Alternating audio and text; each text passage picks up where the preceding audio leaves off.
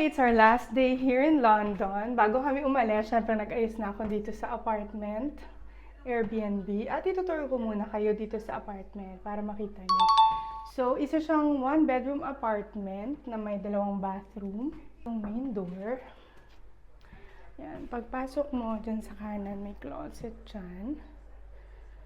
Tapos, yan ang hallway. And then on your left, merong toilet with bathtub. Yan. Nako, yung mga sinampay ko palang tuwalya, aalisin ko. Diyan kasi ako nagsasampay ng mga nilaban kasi mainit yung heater. Tapos, dito naman ay parang meron isang room doon pero ano siya, hindi siya pwedeng i-access. Tapos ito ang bedroom. Merong hanger dyan sa gilid. And on your right, ay meron din siyang toilet and bath. Yan. Yan. With big mirror. Yan. Tapos, dito naman yung bedroom. Ayan. Okay. Oops, magulo. Aayusin ko yan. Bago umalis.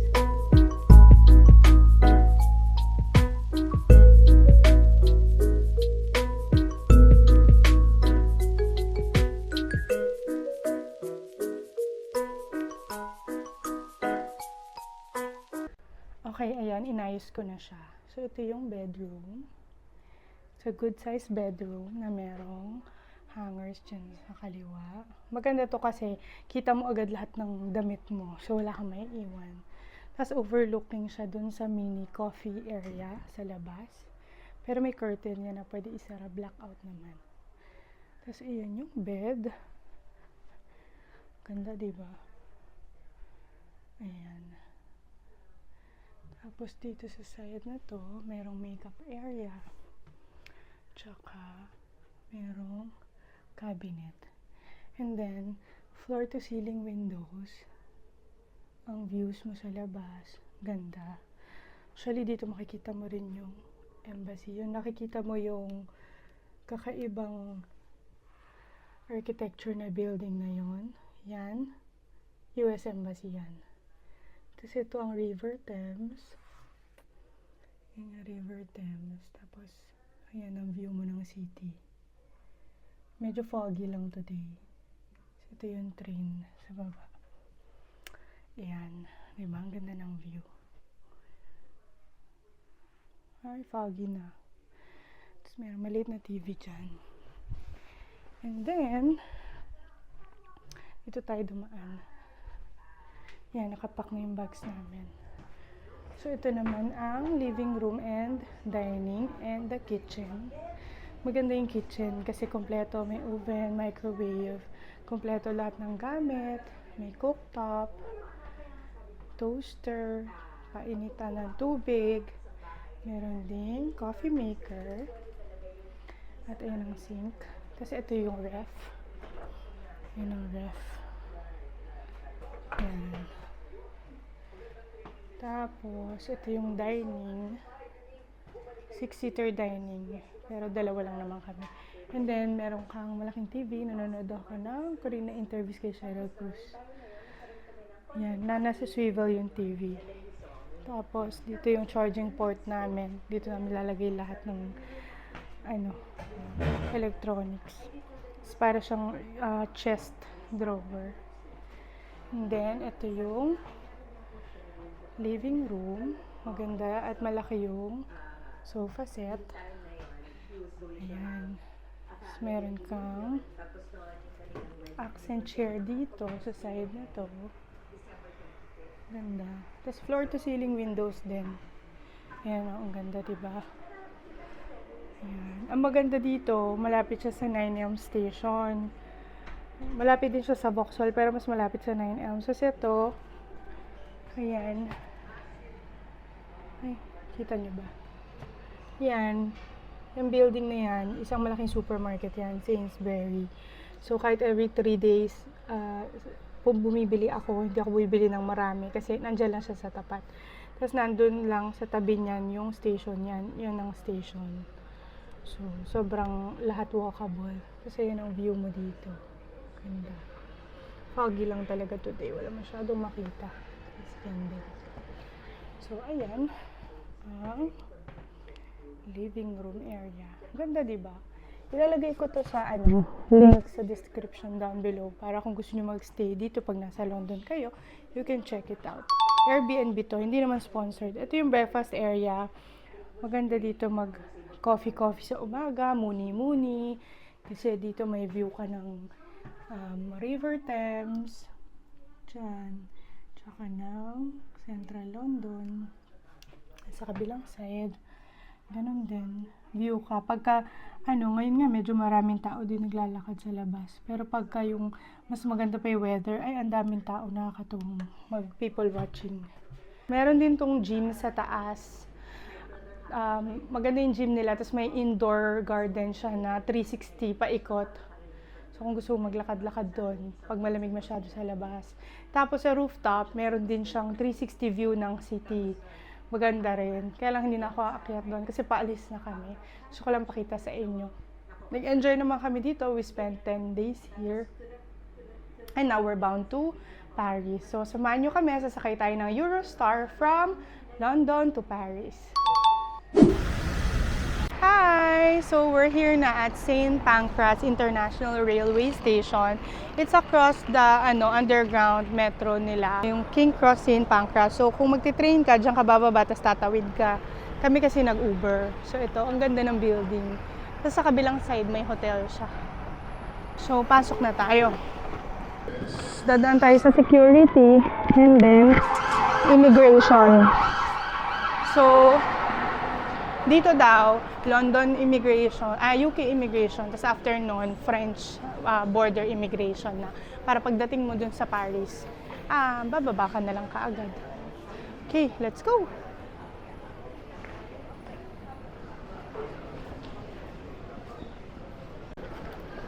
Ayan, so medyo mahaba ang pila. Ang dami. Pero okay lang kasi maaga kami. 2 hours ahead, nandito na kami. So sabi nila, pagka rush hour at least, rush hour, dapat at least 1.5 hour nandito ka na kami para save 2 hours kasi first time namin dito, hindi pa namin to na-navigate before. So may bibili na ako dito sa MS Food, pampasalubong doon sa friend namin sa Paris. Grabe guys, napakalamig dito sa train station. Kakaiba talaga. Parang mas malamig dito kaysa sa labas. Kasi sa labas parang 9 degrees yata ngayon. Dito parang sobrang lamig talaga. Ang ganda ng station nila. Oh. Yan.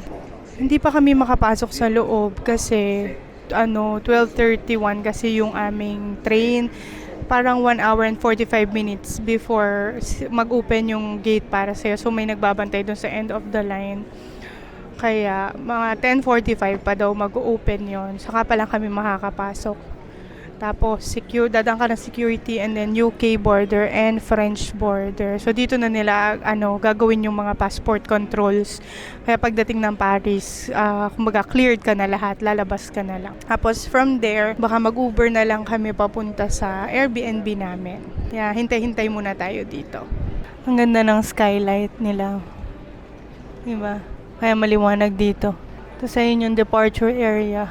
Yan. So, makikita mo doon, merong board doon. Natatakpan, may board doon. Nakalagay doon kung pwede ka nang pumasok or hindi. At kung anong oras magbubukas ang gate para sa'yo.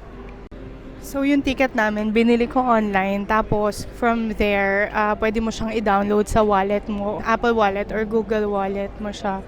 Tapos yun na yung i-scan mo dyan sa loob. So make sure full charge ka para anytime kailangan na tignan yung ticket, pakita mo yung ticket mo. So nakapasok na kami sa loob. Madali, walang pila. Maganda talaga kumuha kapag afternoon, yung mid-afternoon na train. Wala masyado, parang 5-10 minutes stops, ganun.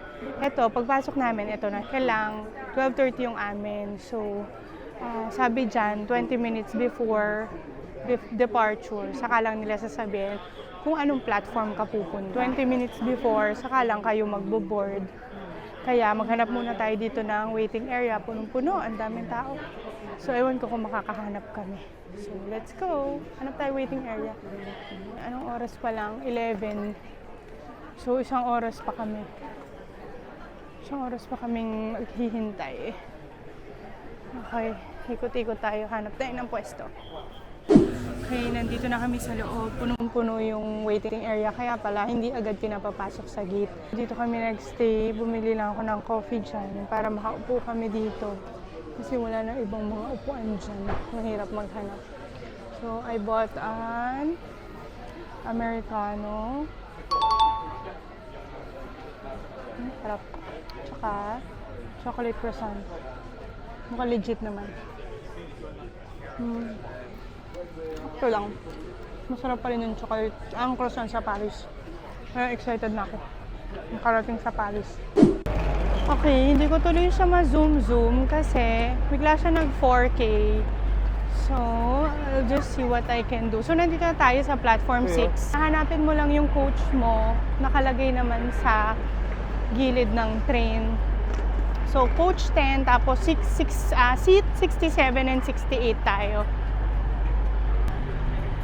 So, yan yung coach number 10. Dito tayo sasakay.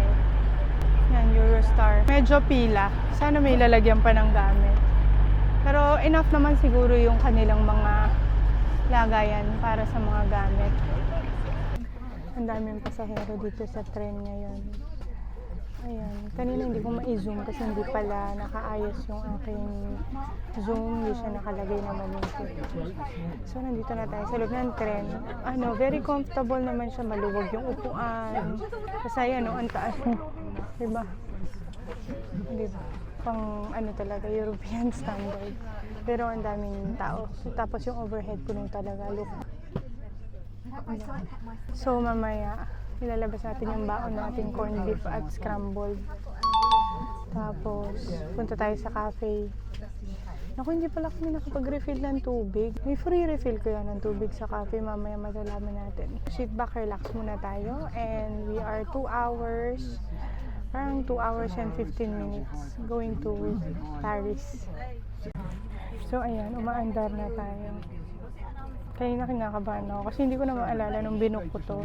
Pero alam ko, tinignan ko sa Seat Guru kung anong magandang upuan kasi humanap nga ako nung merong window talaga. Kasi merong baka upuan na parang nasa pagitan ng windows.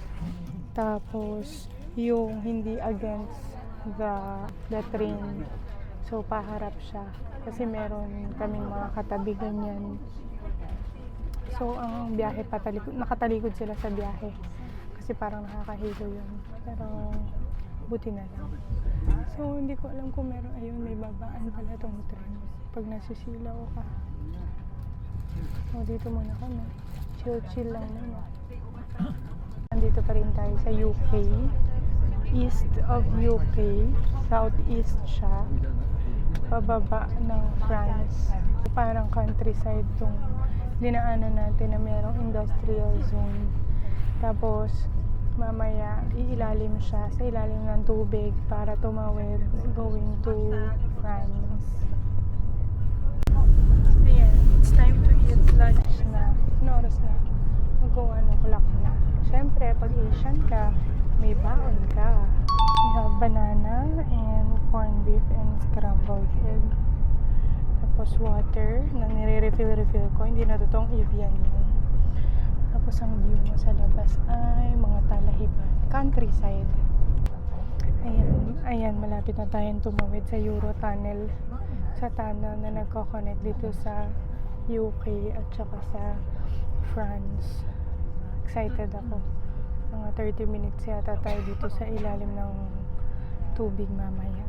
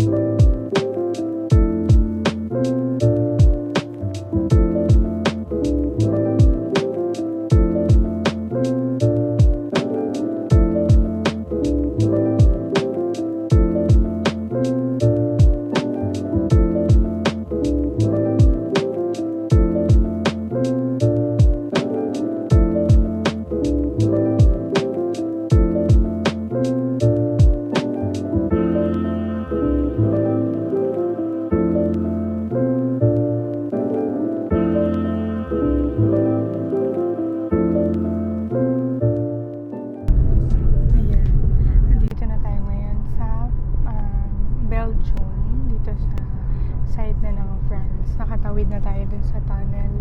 So, total block lang dun sa tunnel. Siguro mga 30 minutes na ganun. Tapos paglabas mo, countryside na siya. Mga 40 minutes na lang. Nakarating na tayo ng Paris. So, Belgium pala ang daan nito. Kasi tinignan ko sa mapa. So, Belgium, tapos France. Ayun. So, I'll see you later. So far, maganda naman yung journey. Smooth lang. Hindi masyadong mauga yung tren. Tsaka tahimik naman yung tren. Walang masyadong maingay. Kanina maingay. Gusto ko yung kakasabi ko lang walang maingay. Tapos biglang may nalaglag. Wala namang masyadong yung malakas mag-usap. Kanina lang, nung bagong sakay. Tapos karamihan nagkainan na. Tapos tulugan na. Excited na akong bumalik sa Paris. Ipapasyal ko kayo doon. See you later, Paris! Okay, nakababa na tayo. Andito na tayo sa Paris Gare du Nord station. So, from here, lalabas na kami. Tapos, mag-Uber papunta sa dun sa may Airbnb. So, we had a nice ride. Thank you, Eurostar. Hindi naman sponsored. Dito na tayo sa Uber papunta sa apartment. At ito sa likod ko ang Eiffel Tower. Sa gilid pa na. Wait, nawala. Bigla kami bumaba sa tunnel. Kukuhanan ko pa lang ng tower. Para sana maganda sa video. Ito, paakyat na kami. Baka naman makita ko. Yan. So, wow! siya. Ganda. Malapit lang kami sa Eiffel. Actually, parang siya sa kabilang side. Tapos, may view kami dyan. Mamaya papakita ko sa inyo. Hi! So, we are back from the grocery. Nag-grocery lang kami ng konti. Eggs and milk, yung mga kailangan lang. Tour ko kayo dito sa apartment. So, ito yung foyer. Yan yung main door. Ito yung makikita mo. Yan, may accent light. Ang ganda. Tapos yan yung papunta sa living. Yung mga gamit namin. Yan. Tapos meron siyang mirror ditong malaki. Para bago ka lumabas. Dami siya actually mirror. Tapos dito, may kitchen siya. Maganda, malaki, spacious. At meron siyang small dining table. Small ref with freezer. Tapos, kompleto naman siya. May washing, dishwasher, oven, cooktop. Kompleto gamit. Ang cute ng mga halaman niya. Tapos ang ganda ng view sa labas habang nagluluto kayo ng view mo. Diba? Sarap naman dito. Ito may oven, microwave siguro to. Tapos, ito papunta to sa mga bedroom. Sa may tayo umikot dyan. May mga cabinet dito. Tapos ito na yung living room. Ganda.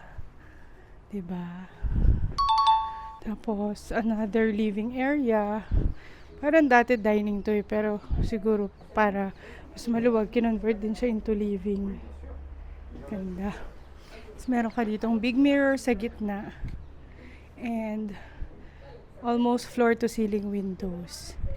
So pag lumabas ka sa balcony, ang ganda ng view mo. Ang view mo ay Seine River. Ayan o, yun yung mga nagko-cruise. So, kita mo sila, diba? Tapos, on your left,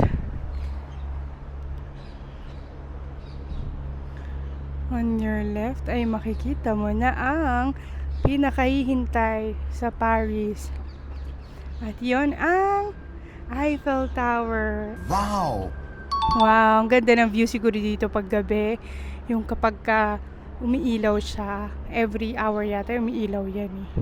So ang ganda, spacious yung balcony niya. Yan o. Diba? So, may view ka ng Eiffel Tower. Ang bongga oh. Diba? So nice. So maganda siya in person eh. Kitang-kita mo siya talaga up close oh. Ganda. Yan. Tapos ganun lang ulit papasok. Tapos nandito yung mga rooms niya. Ito, yung may access sa living room na bedroom. Ayan, ang ganda. Puting-puti siya, nakakatuwa. Ayan yung bed. Ayan. Tapos, May dresser ka dyan, lalagyan ng gamit. Tapos may hallway ka dito. Sa labas. Tapos, meron siyang bathroom. Shower siya. Nakabukod yung shower niya sa toilet. Yan. Okay naman. Malinis naman. So, ito yung toilet naman. Maliit lang yung toilet dito. Pansin ko. Toilet! It's very small. Ayan. May washroom din dyan. Kasi ito yung isa pang room. Ayan. Tapos, puro automatic ang kanyang mga windows. Ba't hindi umilaw? Parang walang ilaw dito. Parang ano lang, mga lamps. Kasi grabe naman yung liwanag pag open yung windows. Ayan. Ito ang view mo naman dito. Ayan. Parang modern building na siya. Ganda rin, no, ng view. Ito yung 16 arrondissement. So, parang mostly residential area siya. It's a very quiet area. Tapos, doon sa papuntang doon yung papunta sa grocery. Tapos, dito sa right side naman, meron din dyan papuntang grocery. Tapos, yung tulay na papunta na ng Eiffel Tower. Tsaka yung tulay papunta sa Galerie Lafayette. Yung Bouguerenal branch nila. Yan. So, very spacious. Tapos, very bright apartment. Yun ang number one consider sa apartment. Kailangan bright yung apartment. Tapos, dapat maluwag and maganda ang views para at least comfortable ka kasi especially kami mga more than a week kami na nandito, another 10 days na naman. So yeah, ilalagay ko na naman yung link nito, Airbnb po ito, lalagay ko sa comment section para makita nyo if gusto nyo magstay dito, you can try it out. Okay, bye!